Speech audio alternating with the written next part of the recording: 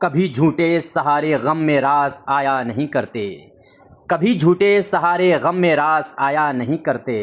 ये बादल उड़ के आते हैं मगर साया नहीं करते। नाजरीन, मैं हूं बिस्मिल आफ्ताब आलम और आप देख रहे हैं उर्दू हिंदी नॉलेज चैनल। आइए, जो टॉपिक आज का है वो बहुत इंपॉर्टेंट टॉपिक होने वाला है। अब जो लगातार वीडियो आ रही हैं 30 वीडियो के बाद से, वो सभी इंपॉर्टेंट हैं और सीखने वाली चीज़ें हैं आपके एग्ज़ाम के लिए। तो आपको मालूम है यूपीएलटी ग्रेड का जो मेंस का एग्ज़ाम होने वाला है, और आज का जो टॉपिक है इसमें देखिए टीजीटी और जीआईसी जो है उसके लिए टीजीटी जीआईसी इनके लिए भी इंपॉर्टेंट चीज़ें इसके अंदर मिलने वाली है आज के मजमून में। और ये मजमून जो है वो इन सिलेबस में भी शामिल है, टीजीटी में भी शामिल है, जीआईसी में भी शामिल है, साथ ही साथ में, और ये जो है वो रिटर्न में आपसे पूछा जा सकता है। तो कई चीज़ें आज के टॉपिक में आपको मिलने वाली हैं। आपको मालूम है, कई बार मैं कह चुका हूँ, 3 चीज़ों पर ही प्रैक्टिस कीजिए अपने मजमून में। और इस टॉपिक को जो हम आपके सामने लाए हैं, और टॉपिक का जो है आज का वो है उर्दू लिटरेचर के अनासिर खमसा, मालूम है। और इसमें खुसूसियात अगर पूछी जाए तो अलग आपको एक्सप्लेन करना है। अगर इसमें आपसे नसरी खुसूसियात मेहदी अफादी की पूछी जाएँ तब इसी को एग्जाम्पल दे करके आप लिखना है। और अगर आपसे अनासिर खमसा कौन है उनका एक्सप्लेन पूछा जाए तब आप इससे लिख सकते हैं। तो 3 तरह के सवाल अगर इससे बनते हैं वो आप अच्छी तरह से कर सकते हैं। तो नए हैं चैनल पर तो सब्सक्राइब करके जुड़ जाइए। आइए हम लोग टॉपिक पर अपने बात करते हैं। देखिए, तो आज की जो टॉपिक है उसमें देखिए कि उर्दू लिटरेचर के अनासिर खमसा में मेहदी अफादी की नसरी खुसूसियात का बयान करना है। आइए देखते हैं। सबसे पहले मेहदी अफादी का मजमून उर्दू लिटरेचर के अनासिर खमसा का खुलासा। अच्छा, खुलासा पूछा जाए तो सबसे पहला हम लोग जो टॉपिक हमारा शुरू होगा उसमें खुलासे पर ही बात करते हैं। मेहदी अफादी के बारे में आपको मालूम है, पैदाइश इनका और इंतकाल इनका मालूम है। नक्काद थे, मजमून निगार थे और मकतूब निगार थे। इन 3 चीज़ों में ये माहिर हैं। ठीक है, छोड़ दीजिए। आगे देखिए, इनका मजमुआ आपको मालूम है। अफादात मेहदी जो है इसको कई बार पूछा जा चुका है एग्जाम में। इसको मुरत्तिब किसने किया है ये आपको मालूम होना चाहिए। इनकी वाइफ ने किया था, और इनकी वफात के बाद इसके बाद में सन इशाअत अगर आप देखिए, इनका पहला मजमुआ 1897 में हुक्म यूनान पर एक सरसरी नज़र, ये आपको याद रखेगा। और इनकी तसनीफ़ों और तमाम चीज़ों के बारे में हम अलग से बात कर चुके हैं।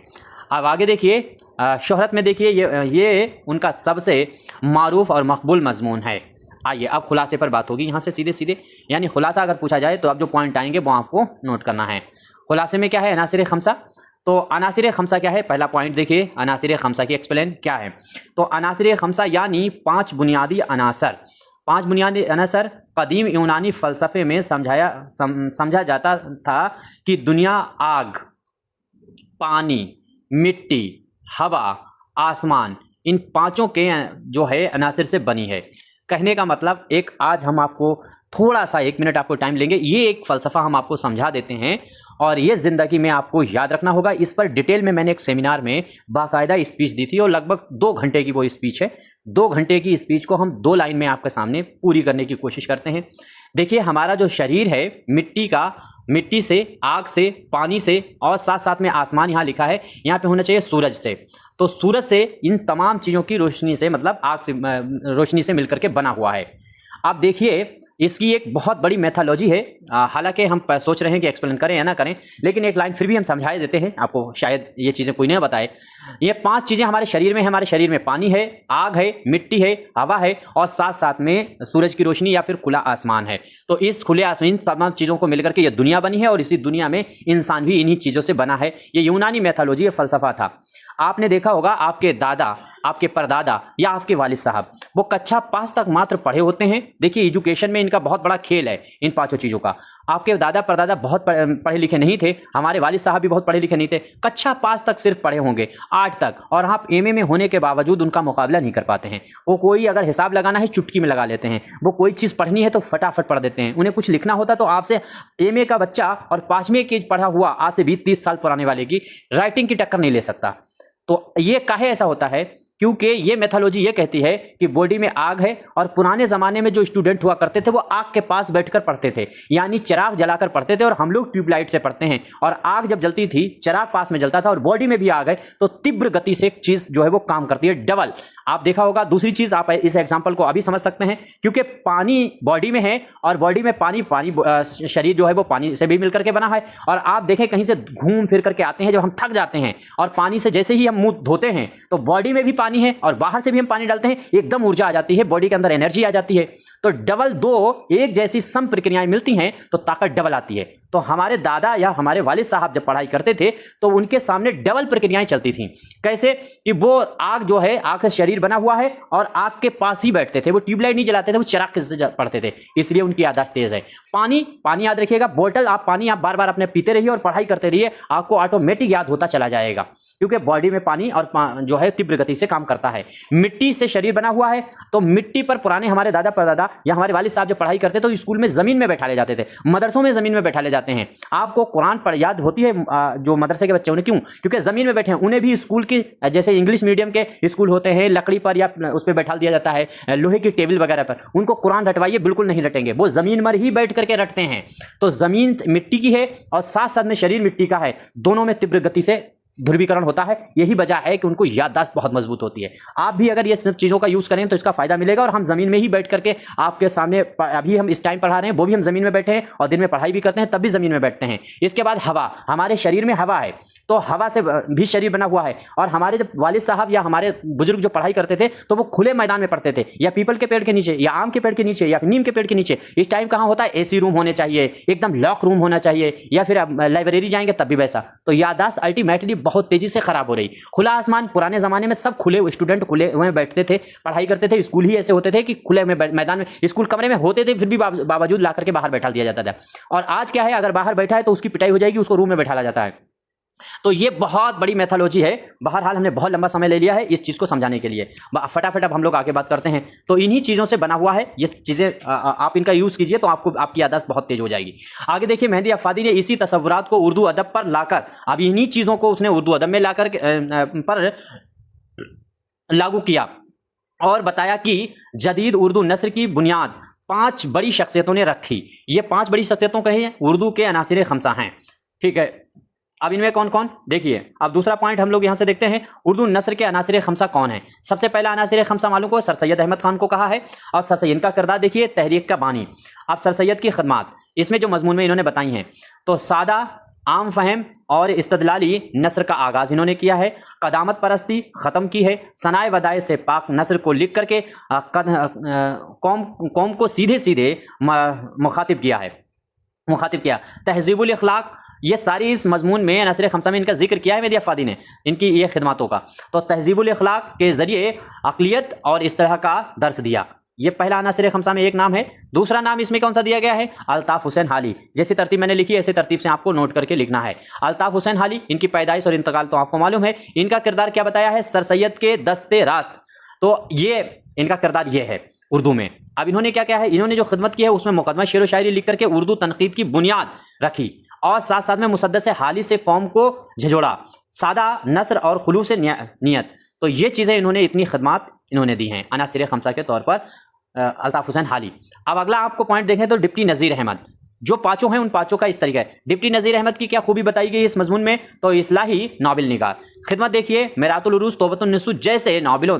देखिए अब यहाँ पर ये मजमून में इन 2 ही नाबिलों का जिक्र है, तो इन 2 का ही आप यहाँ पर नोट कीजिएगा एक्सप्लेन करते टाइम। ऐसा ना हो कि इनका नाम आया डिप्टी नज़ीर का तो इनका और भी नाविल आपने कोट कर दिए, तो यहाँ पर कोट नहीं कर सकते हो, क्योंकि यहाँ पर फैक्ट कोट करना है। जैसे नाबिलों से घरेलू इस्लाह की ज़रीफ़ाना नस्र, मकालमे की चाशनी और इखलाकी दर्स, उर्दू नस्र को घर घर पहुँचाया। तो उर्दू नस्र को घर घर पहुँचाने की बात किसके लिए कही गई है? डिप्टी नज़ीर के। किसने खूबी बताई? अफ़ादी ने। ठीक, किसमें? अपने मजमून अनासिर खमसा में। आगे शिबली नौमानी का आप देखेंगे, इनके बारे में बताया है कि ये 4थे नंबर पर आते हैं अनासिर खमसा में। इनकी पैदाइश और इंतकाल आपको मालूम है, हम पढ़ नहीं रहे हैं, आप खुद ही देख लीजिए, वो तो आपको मालूम है। इनका किरदार क्या इस मजमून में बताया है? तो मुहक्किक और मौरख के तौर पर इसको शामिल किया है अफ़ादी ने। अब इनकी खिदमत में देखिए, शेरुल आज़म और सीरतुन नबी लिख करके उर्दू तहक़ीक़ को, सवाने निगारी को उरूद दिया। नस्र में इल्मी मतानत और जज्बाती गर्मी का इम्तिजाज किया है। तो ये चीज़ इनके वहाँ की यह खूबी बताई है। आज़ाद का अगर देखें, मोहम्मद हुसैन आज़ाद को हम जल्दी करते हैं। आज़ाद के बारे में देखेंगे तो इनकी पैदाइश और इनकी खुसूसियत क्या बताई गई है इस मजमून में? वो बताई गई है जो अदीब खालिस।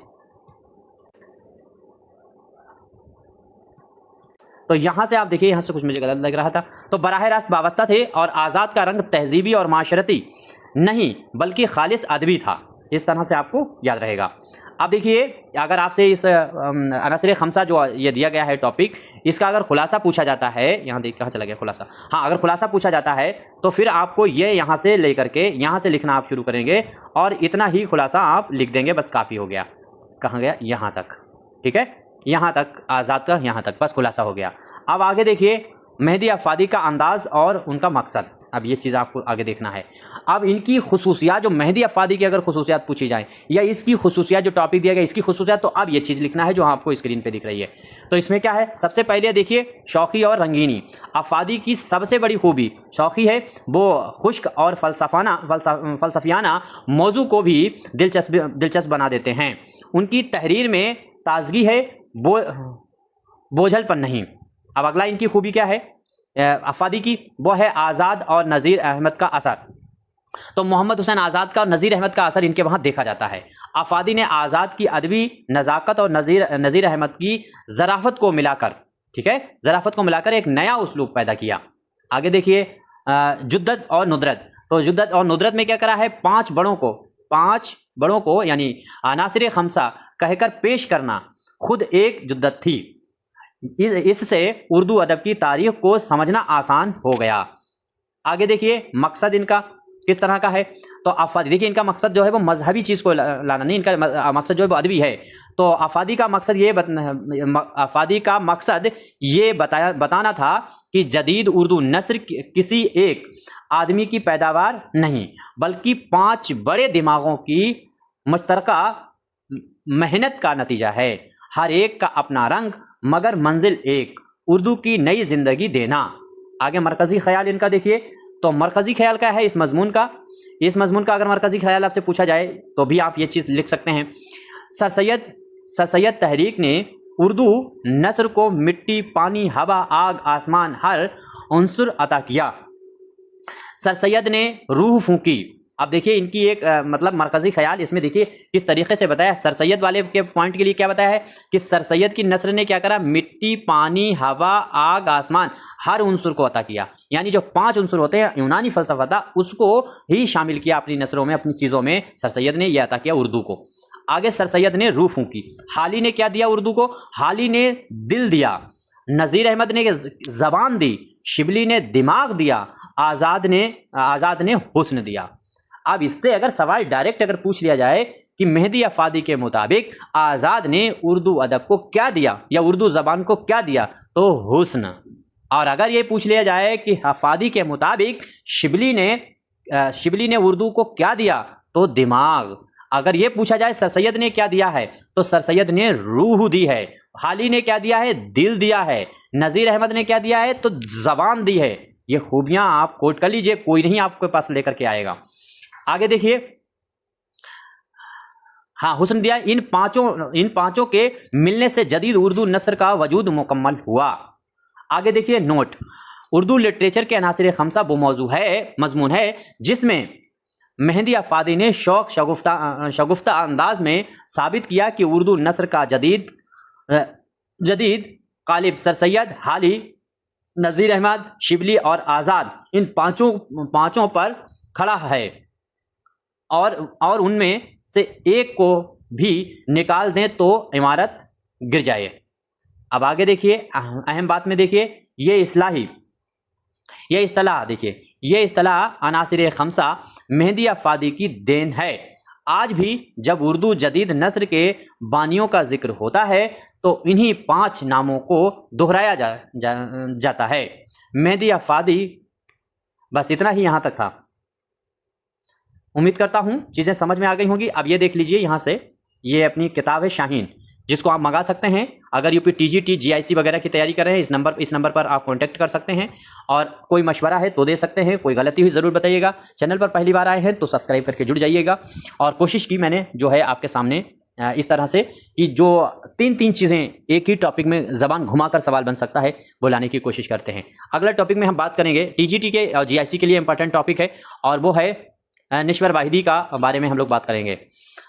ठीक है, उम्मीद करता हूँ चीज़ें समझ में आई होंगी। बाकी आपका कोई मशवरा है कमेंट ज़रूर कीजिएगा और वीडियो ज़्यादा से ज़्यादा साथियों को ज़रूर शेयर कीजिएगा। उसकी वजह यह है कि उर्दू की सीटें हर हाल में बचानी है, और बचानी है तो ज़्यादा से ज़्यादा चीज़ें सभी के पास पहुँचना चाहिए। बस लिखने की कला जिसकी ज़्यादा अच्छी होगी, याद करने और लेसन रटने से कुछ नहीं होगा। जो लिखेगा ज़्यादा बढ़िया उसको कामयाबी मिलेगी। तो आप घबराइए नहीं, आप लिखने की प्रैक्टिस करते रहिए और क्लास शेयर करते रहिए। शुक्रिया।